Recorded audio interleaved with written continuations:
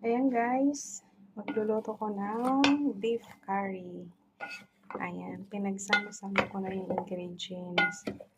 Nilagyan ko na ng paprika, cumin, black pepper, chili powder, curry powder, tapos ginger, garlic, onion, then patatas, then carrots. Yan. Tapos nilagay ko din kalahating curry cube.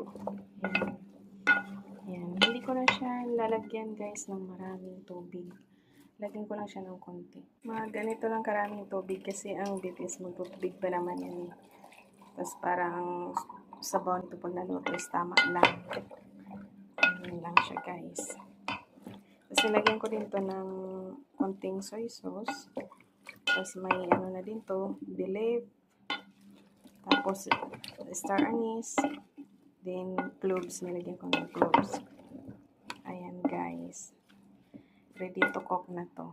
Ganyan lang kadaling paggawa ng beef curry. Ayan, salang na natin. Ayan na guys. Dito na sa loob ha. Ayan na, salang na natin. Then, start to cook. Ayan, dito natin ilagay. Then, start. 30 minutes in. Ayan na guys, luto na ang aking curry beef. Masabaw nga lang siya. Pero masarap siya guys. Ayan lang guys, thanks for watching. Bye!